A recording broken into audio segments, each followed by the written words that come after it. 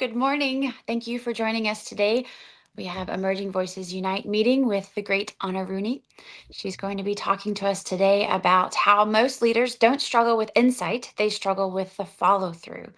Today is Wednesday. We have decided, we agree upon, we realize it is Wednesday, January 28th. I'm Nikki Estes, CEO of Market Me More, leader of the Top Voices Unite and Emerging Voices Unite, which we will be blending together this March. Anna Rooney is one of our great advisors. She's an executive coach. She teaches about how practical conversations help leaders to move from awareness to action, making decisions that actually hold under pressure. Anna, on to you. Oh, thank you. Such an intro. Thank you very much, Nikki. I'm delighted to be here. I think we were planning this for a long time now. And this is brilliant. Yeah, and thank you very much. The topic that you just described, I guess we can talk from a leadership perspective, executive perspective. But if we think for a moment, we make decisions every day, right? Whether that be personally, professionally, in our businesses. And there's always maybe not a dilemma, but there is a gap. Well, sometimes we think we have made a decision, but if that decision is not followed by action, do we actually call that a decision? So that would be my first question in this topic to explore. And sometimes with some of the executives that I work, they're probably overwhelmed with decision making or how many decisions they make a day. And, essentially that's their work, that's their job to make decisions. But we all know how many decisions are made, but they actually not followed through. The outcome is not there. Or halfway through something else happened. And then the decision that was made actually never was put into real practice. And action actually wasn't there. So if I even ask you, probably you heard a lot of people, I made a decision, especially around January, right?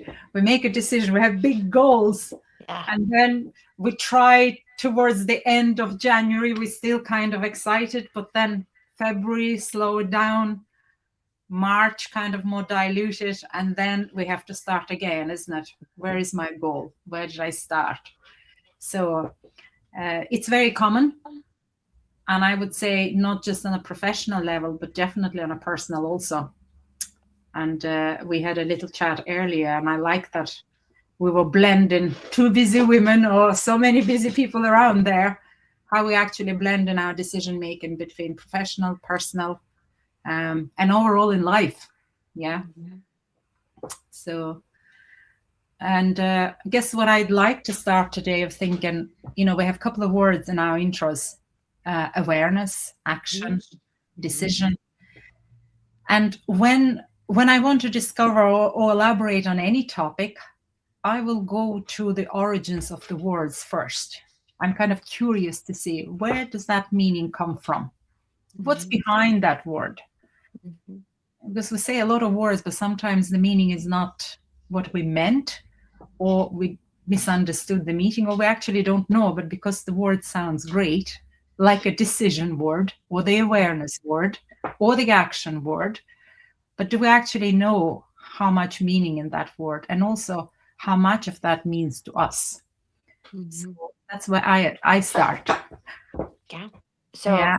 I have been educating children for a long time, and we would break down words into what they mean to us, what they mean to others. That connotation is important. And in leadership, words like awareness sometimes can be misconstrued. We talk about brand awareness in marketing. We talk about self-awareness, so that you can be able to lead. I would agree with that. You can go back to the Latin sometimes to be able to find that root of it. When we do biblical studies, it's the same. You can go back to the Greek or the Hebrew of it so that you really have a good understanding, because, when they do these translations into our native languages, it's like, I don't know that actually says what it means to say, right? I'm sure you have friends that are speaking in other countries, you being all the way over there in Europe and across the pond. And when you can take one word and it means something different to them. Here we have a lot of Spanish speaking people, and being able to decide what words mean is really important. So when you talk about decisions, what is the first thing that comes to your mind that it means? Well, I did a bit of research because I do work on decision quite a lot. Decision, we all know the first thing comes is choice, right? You have Mhm. to make a choice. Choice that actually eliminates any other alternatives out there. Mhm. But there, what I found through my work, through coaching, since I'm in this industry, there is part probably missing or maybe not said. The choice is the one thing. You took action, you made a choice, but that can stay as a choice. But you need action to follow that through. Then you say, yeah, I have made that decision. I have actually gone through that process. So Yes. we make a choice, we eliminate everything else that could have been, maybe should have been. We can talk that afterwards. But um, if I talk about decision, it's when it removes other options. And Mhm. you have to find only one preference, that you actually gonna go through with. Sure. The That's execution part. absolutely 100%. Otherwise, what is a decision? If you don't follow with the execution part of it, if you don't implement that, to me, it's not a decision. It's a consideration. It's Yeah. an intention. It's a good You know, idea. exactly. It's a good idea. So, but decision to me, it's pretty much very affirmative. I have made a decision and I'm going to go through with it. So the other, I say, complementary word here will be commitment. So Mhm. if I make a decision, it means that my second step is my commitment, Mhm. and then I follow that through. Then I say, yeah, I actually have made decision and I've gone through it. So Mhm. I said, otherwise I'll be laughing and say, yeah, that was a lovely consideration. I had a couple of them. Mhm. Well, in making a decision, you've gotten all the information that you needed. This is not something, and I'll use the term that Chris Anderson and Tim Dickey use, willy nilly. You don't make decisions willy nilly. You have all the data put together. You've asked the questions that you needed to, pulled if you needed to, but then the decision is is the next step. Mhm. When we're talking, you just mentioned there you have all the information and you're making your decision. Mhm. But if you look at, say, the word awareness, we're back to the word, right? Mhm. Because a lot of people talk about awareness, and you mentioned self awareness. Mhm. We have our personal goals. And if we come back to January, a lot of us have a lot of personal goals, right? But it's maybe nice to have, good to feel. I know what I need to do. I know for sure the steps I need to take. But if you don't put commitment to it, it stays in that little environment of patterns that constantly kind of playing over and playing over in your head.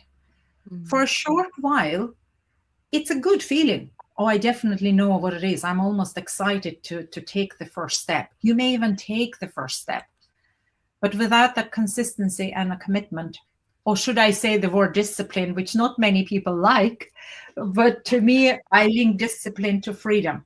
Because if you have discipline, you can talk about freedom and say, I have it. Because if you Mhm. don't have discipline, your freedom, you're always firefighting, right? You're catching Hmm. all the time.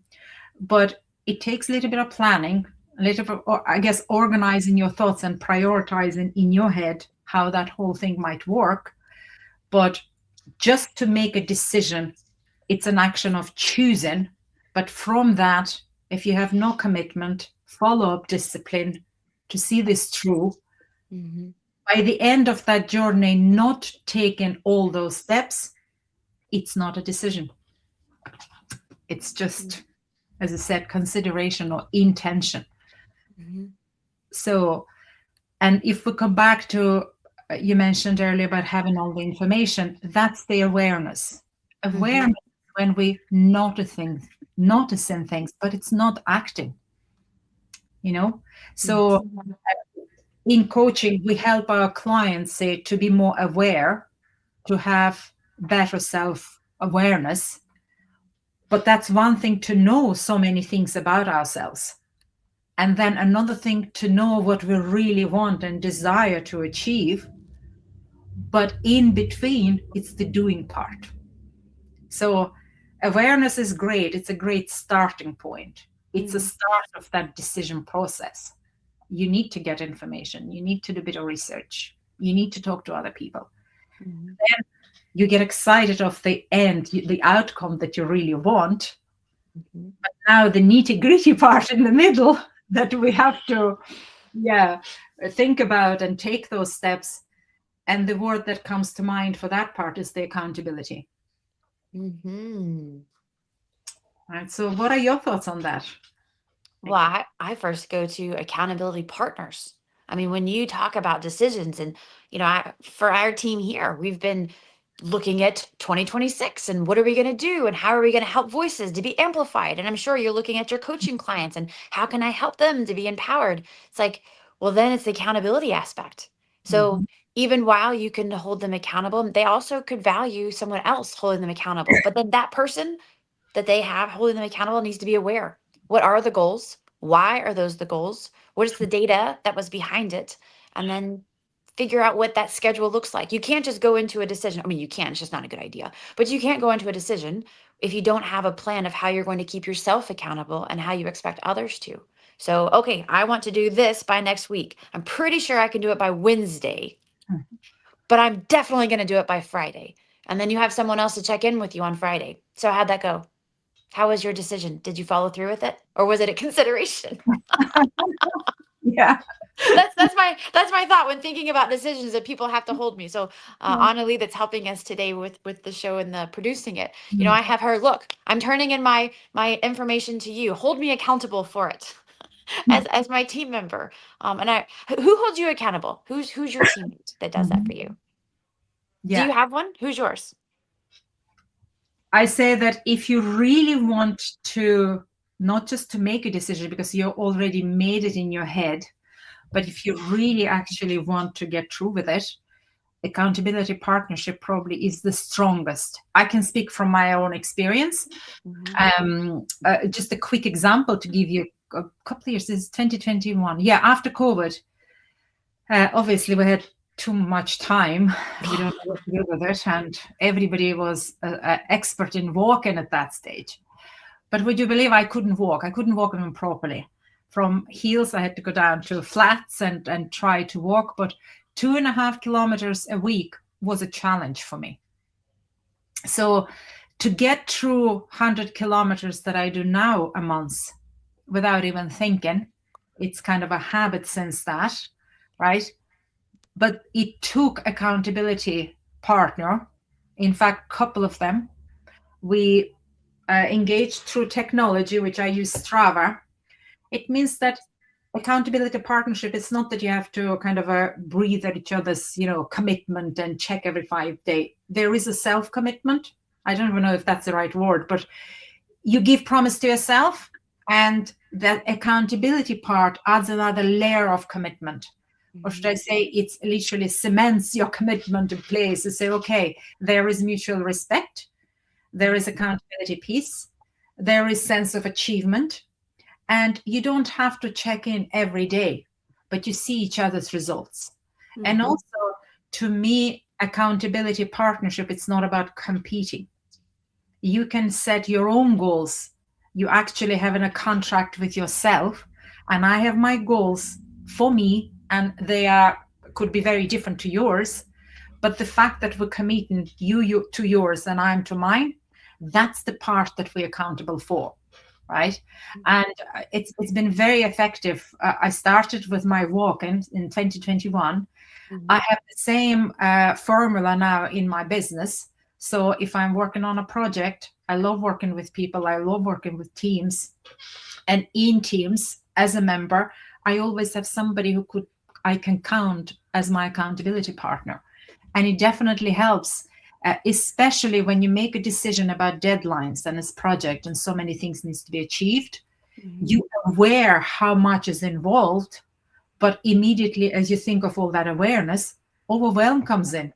How am I going to do that? Sure. Right.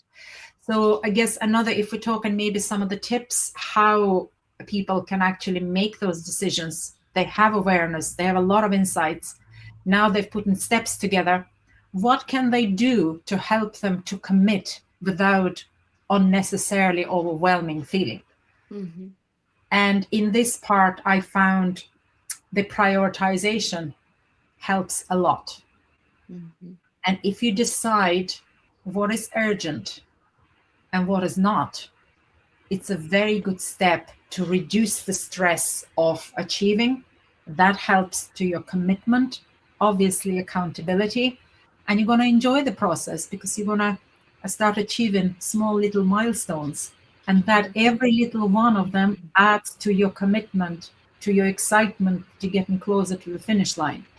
So I kind of expanded that accountability partnership through my personal achievements, in this case, my walk-in, Mm-hmm. and put it into business, expanded slightly, but the core is the same, you know? Mm-hmm.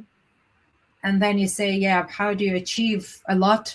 You don't think about it anymore because you start enjoying the process, you know?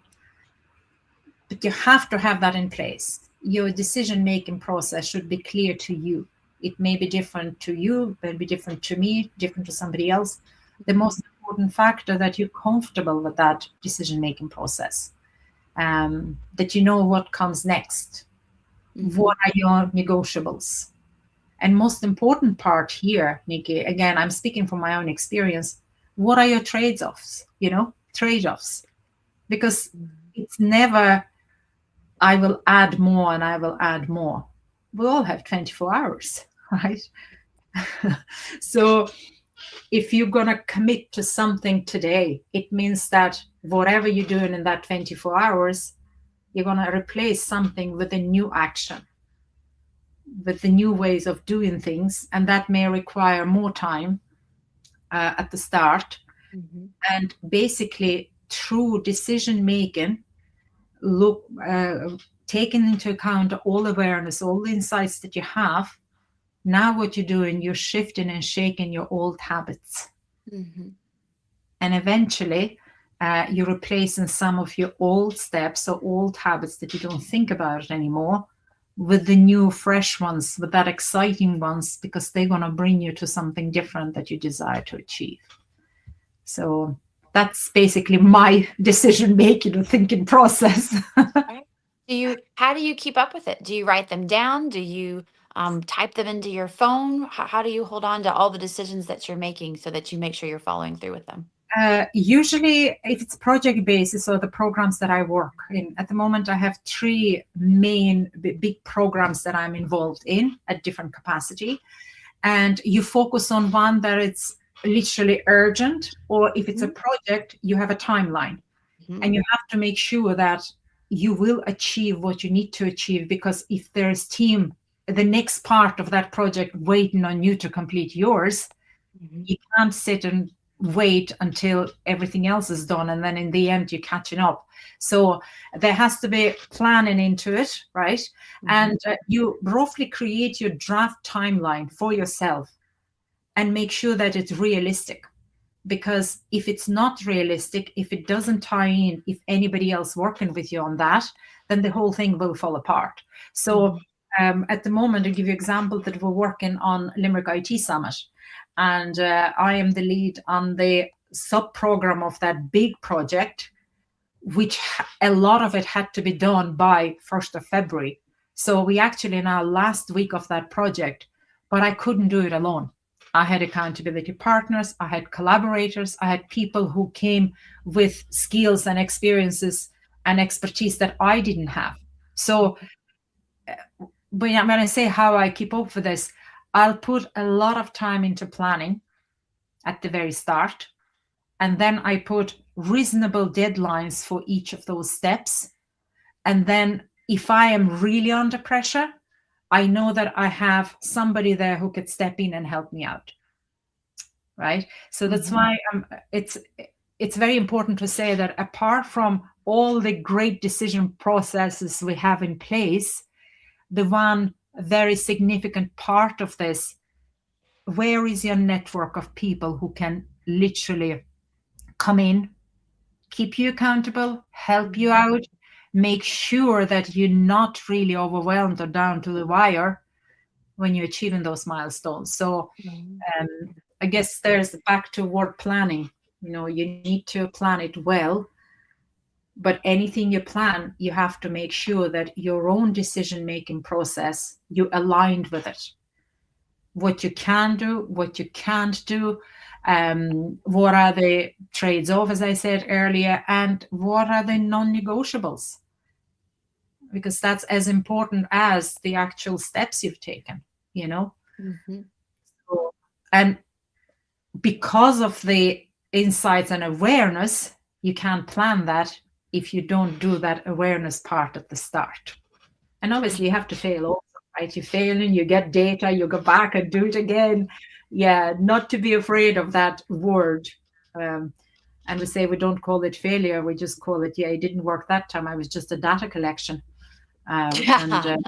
And I'm going to get better, So That was a make beta. sure that, yeah, those little data collecting points that you allow them into your decision making process.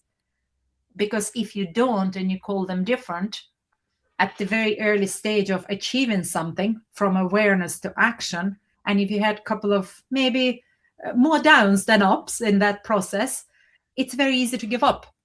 So, Mm-hmm. How you really go through that process, how to see that through will depend on what type of steps you're comfortable with. Mm-hmm. What can you do if this scenario, if that scenario? But that only comes through your trying and trying again and talking to others, Mm-hmm. Yeah, awareness is definitely important if we're talking about that. And then awareness plus action, actually, to me, it equals decision. Mm-hmm. That would be my way of thinking and say, what is a decision? That it's not just intention or consideration. Is when you have your awareness, you add an action to it, and then you see that, yeah, it was the right decision. I made that decision and I followed that through. And So if you don't make the decision, someone else will. And if you don't lead your team to say, hey, like we I can use the example of a BHAG, a big hairy audacious goal. And with that, that's the big decision. Like, where do you want to go with your business? Where do you want to go with your career?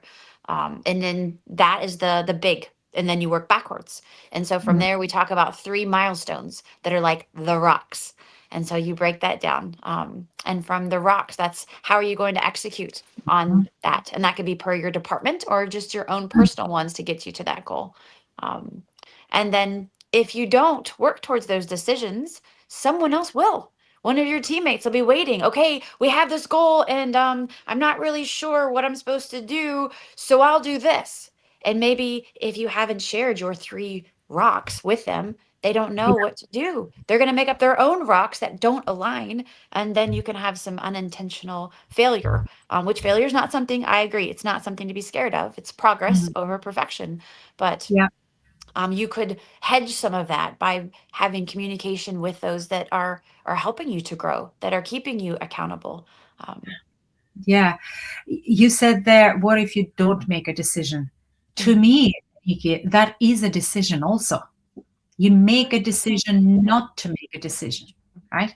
In some cases, that might be the right way mhm, of going forward, right? Sometimes we may be not ready or we don't have enough inside information gathered. And the best thing ever, we could actually pause and think or mhm, reflect maybe what else is missing. Or maybe it's the wrong path altogether, right? mhm. But I guess there is no such things that not making a decision. That's what I'm finding out to talking around this topic with others. So, because one way or the other, any choice we make, it's going to affect our actions. It's going to Mhm, affect what's next for us. Because nobody goes backwards, right? We're moving forward all the time. But that moving all the time, it depends what decision you made to stop, not do anything, just maybe pause, or to move forward and not being afraid of that failure, right? And I say, okay, I'm going to try. If it works, is great. I'm ahead.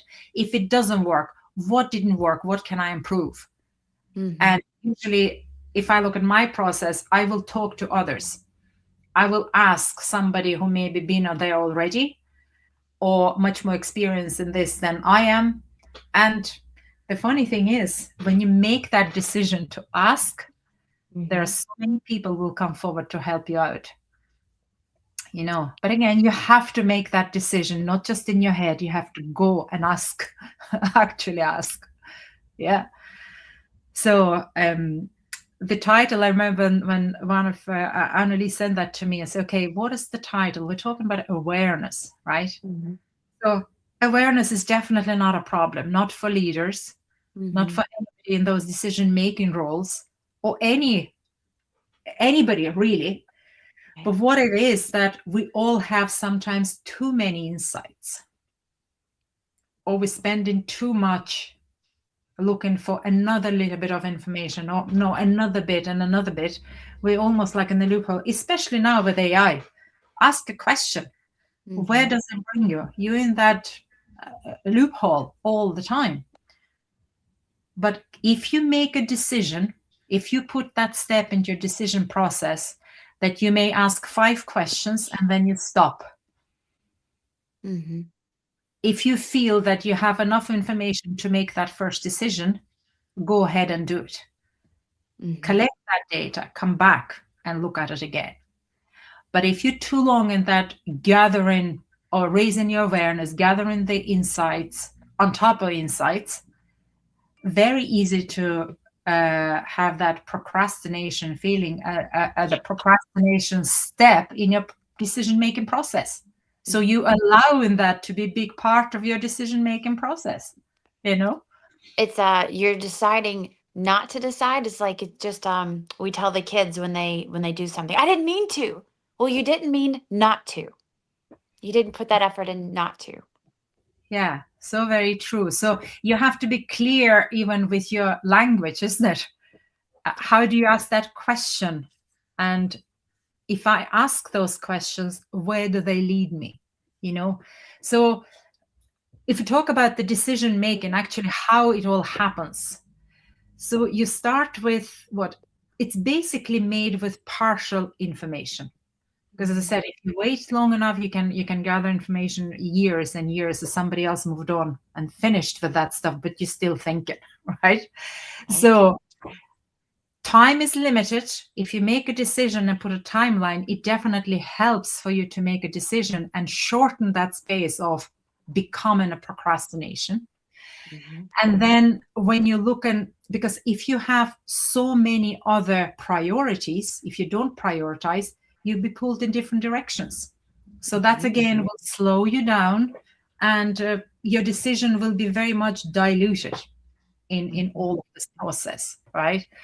And then what else there? Um, I think decision quality, if we think of decision quality, is actually learned by doing, not just by reading. You need to experience that. You need to make sure that you've taken action, you've tried out. Then you can say, I'm sure now that my decision is a high quality Mhm. and I can commit to it and I can do it, you know?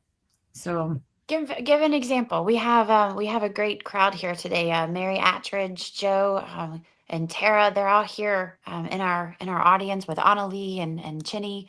There might be some others, but these are ones that have commented.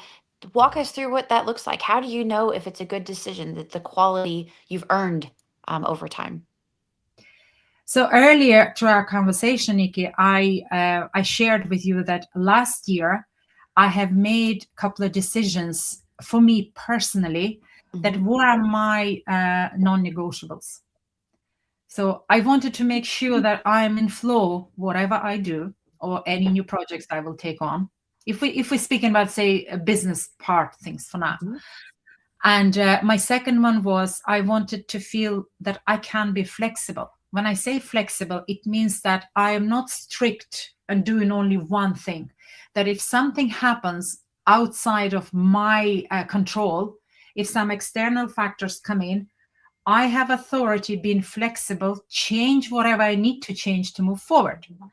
But we all know that sometimes we've given those little kind of niche and boxed rules that you can't come out of. So for me, it was important that Anything I take on, I have that flexibility to make my decisions on the spot if something needed to be done. And my third word was fulfillment, right? So I literally put them into my decision-making process at the very start. Do I feel connected? Do I feel flow? Do I like doing things that will require this project? The answer is yes. Yeah, I move into the next one. Do I have flexibility to do things? The answer is yes, I'm moving to the next one. Regardless of how big a project is or small project is, but do I feel fulfillment and sense of achievement, that in fact it's a sense of belonging to something much bigger than I am. So I spend a bit of time clarifying that for myself, what they are. And then when I'm making a decision, if I tick those boxes first, I'm already on a good quality decision making path, because I have to connect with it at the end of the day, right? So I start there, and then from that on, I will look at the timeline and so on that I described earlier. It has to be realistic. It has to be doable. I obviously don't want to overwhelm throughout this process. And also, I don't want to mislead others that are working with me.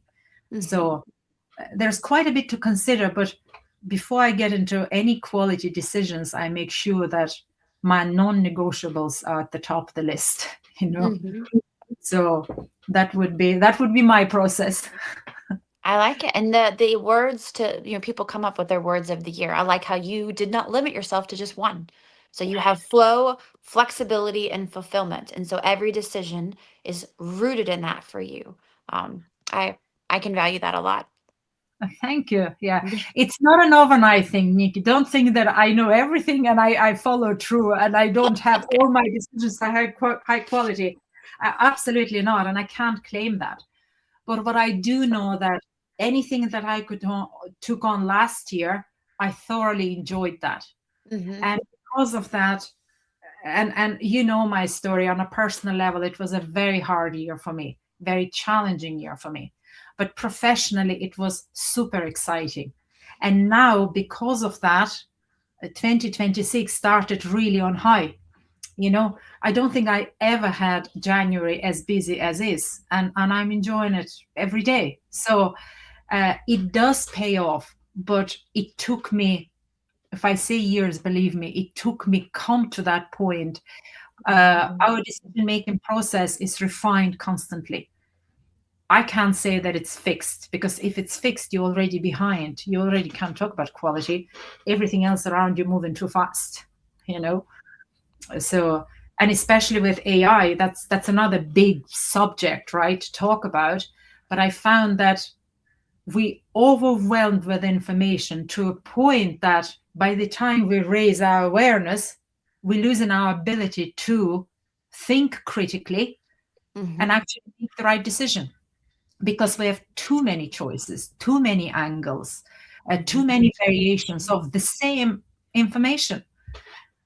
So I think it's another big topic for me, and I'm very passionate about it. And I'm actually researching that, of the critical thinking and AI. How is actually our decision making is started to shift and change because we outsourcing our thinking to technology.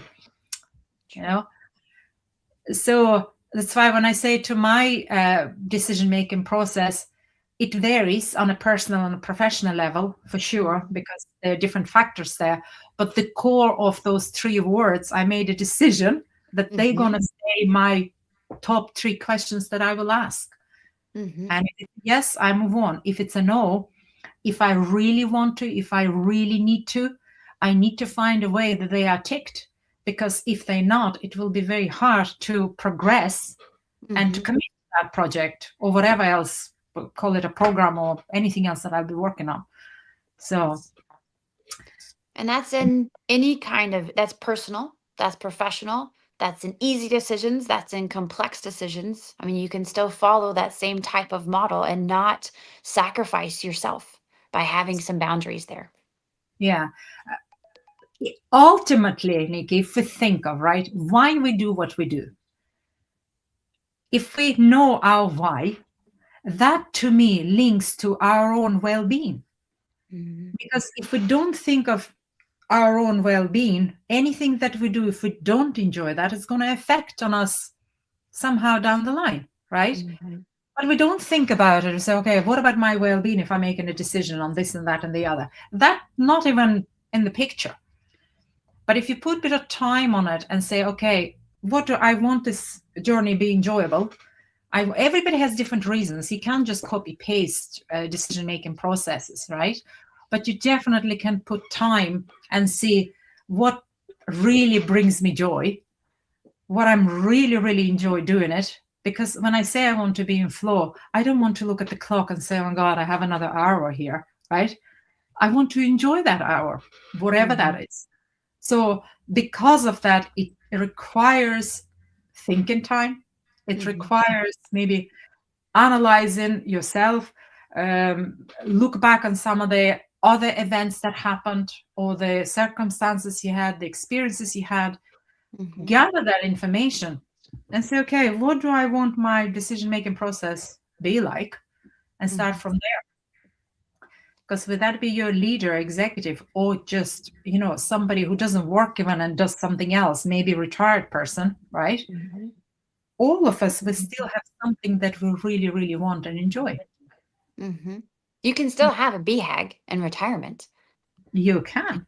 Yeah. Yeah. Yeah. So, as I said, this where I landed now, it's not just my own experience, it's my own, and also working with people at different levels, at different projects, with different backgrounds. And I love that diversity. Mhm. I think that's only enhances to what I do. And I learn as much from somebody that I help. It's a two-way street to me. No. Yeah. It's community. You know, that's my big word, right? It's just community. Yeah. For me, as a community, is another C is a collaboration. Community and Mhm. collaboration. It's something that I'm very passionate about, and I that's one of the values that I carry through.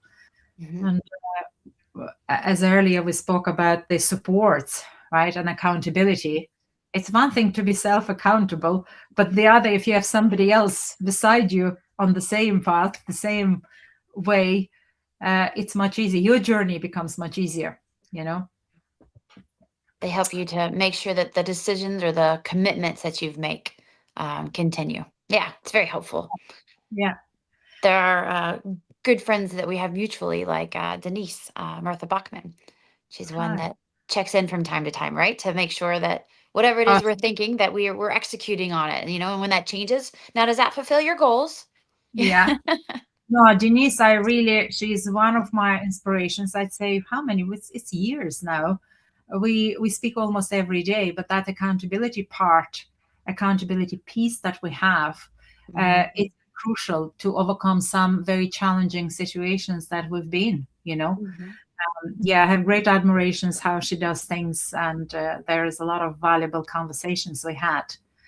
Um, and it's important. And I believe I never met her, right? I never Yeah. met her thinking of technology now, but the quality of time you spend with each other, the quality of conversations you have, that will help you actually ultimately to make that quality decision Sure.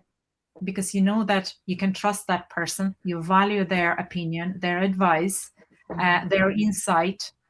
It's not necessarily you're going to do exact same thing, but there is an element of that conversation can positively impact to what I want to decide and tailor it to my own needs and my own personality because I don't believe that one size fits all. So Mhm. but yeah, I don't know if she's watching. Hi Denise, I guess Yeah. she should be watching later. But yeah, she's been great. Yeah. And because of her we know each other, Nikki, put it that way. That's right. Yeah, that's how we met. And then Yeah. when we began this Voices community, it was you were one of the powerhouses in the community to be able to share how to be a leader, how to make decisions under pressure. That was what I appreciated of you following your content, after Denise had introduced us, is just watching how you lead executives into making good leadership decisions. And I don't know, like you don't necessarily come to LinkedIn looking for inspiration and education, but you find it. And when you do, it's like, okay, I want to follow that person. So Mm. that will segue into I anyone watching, follow Anna. She Oh, has lots thank of you. advice for the leaders. She can share with you how she makes decisions, and you can take the pieces of it away that will help you in your own personal life and in your professional. Um, I really value what you're saying. The videos that you put out there to make you think a little bit deeper. Um, Thank I you. Yeah, Thank you lift you very up. much. I'd say we all heal it to support each other. And I always say, if we're back to coaching and how I help people, it's Mhm, basically I'm your thinking partner. It's all done mhm, in partnership, right? mhm, And I love that idea. The partnership and collaboration really works well when somebody will take what they've heard and translate it into their own language, tailor it to their own needs. And that links back to my three words, and the fulfillment is the big one. So yeah. I don't know, time just flies there. It's my God, almost four, isn't it? Yeah, but it was a joy to be able to have the conversation together, talking through. And for those of you looking for a coach, I'll give a plug for you, because sometimes that's the thing, is that we just need to hire someone to keep us accountable, or someone to guide us through those complex environments. Sometimes it's a cohort where you get together with another group, but you have a leader who's been there and they've done that, and they can be able to guide the group as a whole, but then the group holds each other accountable. So if you haven't joined a cohort, if you don't have a coach, I again, I say that she would help you, she would guide you. I will give my vote. Thank you, Nikki. Thank you. Yeah, no, it's been a real pleasure to be part of this community, and also last couple of months of last year, as I said, it was difficult, but I can't underestimate the support that you're getting from across the world. Right, there's so many different parts, and the diversity in your community. I love it, absolutely love it. So, yeah, thank you very much, and yeah, it's a pleasure being here today. So, thank you. Our pleasure. Well, our guiding line this weekend, or this week, what is we decided today was Wednesday, right? Yeah, yeah, we did so, actually. so we decided today was Wednesday. It's January, and even if you are not off to the start that you thought you would be for 2026, it's not too late. You can take this time now. You can think about decisions that you want to make, gather the data, be aware of it, but don't let the overwhelming feeling of too much. Might happen that would make you to fail. Don't worry about the fail. Just like she said, go and look up, go look your advice, have 5 things that you are going to support whatever that decision is, and then go forward with it, execute.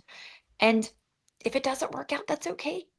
You'll be okay, and then have someone to help you along that. Anna can be able to suggest people, right? You can have others that can be a part of a cohort. We can create a group for you. We can find a way to help you to feel supported, so that you can move your organization forward, you can move your career forward, because leadership is not defined by what you realize, it's defined by what you decide after. So thank you, Anna, for coming today. I say Anna because I'm thinking of Anna in Frozen. Is it Anna or Anna? It's Anna. So whatever you pronounce sounds really cool. So go with it. As I said, it's a very simple name and I love it. And it came from my grandmother and her Okay. name came from her grandmother. Only 4 letters, A-N-N-A. So the way you Yeah. pronounce it, it's cool. Okay. The movie Frozen, I have a daughter, so but there's Anna. Yeah. Anyway, okay, off Yeah. that. No, that's cool. That's really nice. They made me smile. So Okay. I'll go on with that for the evening. Well, thanks Thank for you joining so much. today. Do you have any last takeaways that we can tell the founders, executives, investors in our audience? Just allow yourself that time to think what is important for you. And the big word here is what makes you feel fulfilled. Start from there, put that into your decision making process, and it will be a really enjoyable journey after all. So, I love it. right. Well, thank you so much. 2026 is not about learning more lessons, it's about acting on fewer and better ones. Thanks for joining us today. We'll see you next time on Emerging Voices Unite. Bye.